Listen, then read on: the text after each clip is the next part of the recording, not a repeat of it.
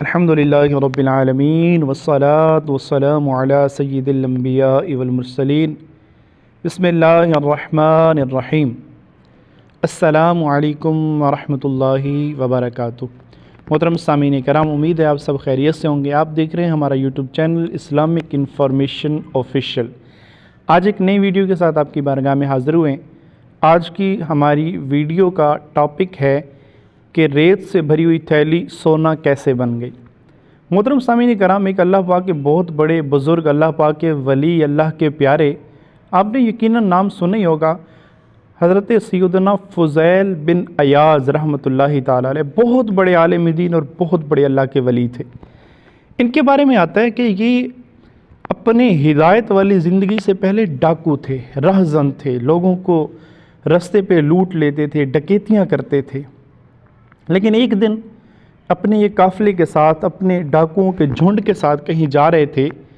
ایک قاری قرآن پڑھنے والے حافظ صاحب سے انہوں نے آیت سنی کہ جس کا مفہوم یہ تھا، لا تقنطوا من رحمت اللہ، اللہ کی رحمت سے مایوس نہ ہو، اللہ گناہوں کو بخشنے والا ہے۔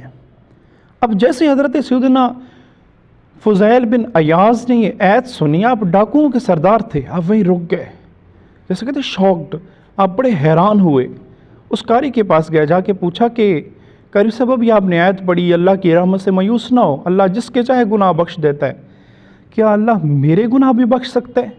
میں نے اتنی ڈکیتیاں کی ہیں، میں نے ڈکیتی کرتے ہوئے لوگوں کو قتل کیا ہے، میں نے کئی عورتوں کو بیوہ کیا ہے، کئی بچوں کو یتیم کیا ہے، کئی بوڑھے ماں باپ کو ان کی اولاد کے صدمے سے گزارا ہے، کیا میری بھی توبہ قبول ہو سکتی ہے؟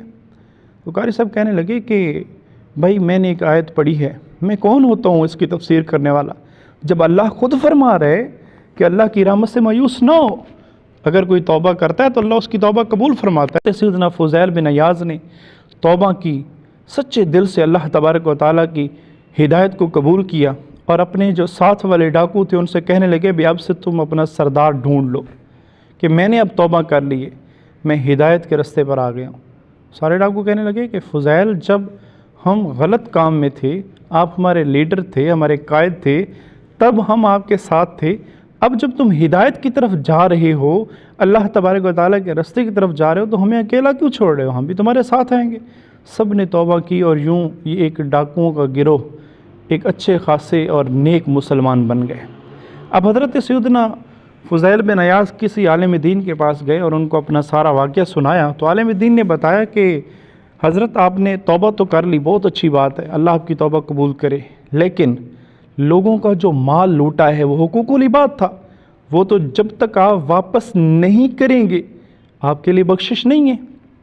حضرت فضیل بن عیاض نے نیت کی کہ میں نے جن جن سے جو مال لوٹا تھا وہ واپس کروں گا۔ واپس کرتے کرتے کرتے آخر میں ایک یہودی کے پاس گئے اور کہا کہ تم سے کچھ مال لوٹا تھا، اب واپس کرنے کی طاقت بھی نہیں ہے، سارا مال میں نے لوگوں کا واپس کر دیا، اب غریب ہو چکا ہوں، کچھ بھی نہیں ہے میرے پاس، تو تم اللہ کی رضا کے لیے مجھے جو لوٹا ہوا مال تھا وہ معاف کر دو۔ وہ یہودی کہنے لگا نہیں بھائی، میں تو معاف نہیں کروں گا۔ وہ یہودی تھا، کہا کہ نہیں حضرت، میں نے معاف کروانا ہے۔ تو یہودی نے ایک شرط ہے، حضرت فضیل بن عیاض نے فرمایا کہ ہاں بتاؤ کیا شرط ہے، مجھے ساری شرطیں قبول ہے۔ کیوں؟ تو یہودی نے کہا کہ تم 2 سال تک میرے اونٹوں کی خدمت کرو، میرے اونٹوں کو چراؤ، ان کو چارہ ڈالو، گھاس ڈالو، ان کی خدمت کرو۔ کہا ٹھیک ہے۔ اب کیونکہ توبہ کر لی تھی، 2 سال تک اونٹوں کی خدمت کو قبول کر لیا۔ ایک دن، کچھ دن گزرنے کے بعد اس یہودی نے حضرت فضیل بن عیاض کو کہا وہ فلاں جگہ پہ جاؤ، ایک تھیلی کے اندر ٹھکریاں پڑی ہوئی ہیں، مٹی کے روڑے پڑے ہوئے ہیں، وہ لے کے آؤ۔ حضرت سیدنا فضیل بن عیاض نے جیسے وہ تھیلی اٹھائی، اس یہودی کو دی، تو اس تھیلی کے اندر اشرفیاں تھیں، سونے کے سکے تھے۔ وہ بڑا حیران ہوا، اس نے کہا کہ یہ تو ٹھکریاں تھیں۔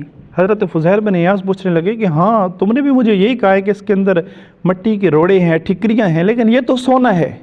یہودی کہنے لگا کہ بھائی دراصل بات یہ ہے، میں یہودیوں کا عالم ہوں، میں نے اپنے دین میں پڑھا تھا کہ جب کوئی مسلمان سچے دل سے توبہ کرے تو اس کی برکت سے اللہ تعالیٰ اس کے ہاتھ کی ایسی برکت عطا فرماتا ہے کہ اس کے ہاتھ سے مٹی بھی سونا بن جاتی ہے۔ تو میں آزمانا چاہتا تھا، میں نے آزما لیا، مجھے یقین ہو گیا کہ واقعی تمہاری توبہ سچی ہے، اب میں نے تمہیں وہ مال بھی معاف کیا جو تم نے لوٹا تھا، اور مجھے کلمہ پڑھا کر مسلمان بھی کر دو۔ محترم سامعین کرام، اگر آپ کو ویڈیو اچھی لگے تو اس کو لائک اور شیئر ضرور کر دیں، اور اسی طرح کی اسلامک واقعات پر مشتمل اچھی ویڈیوز دیکھنے کے لیے ہمارے چینل کو ضرور سبسکرائب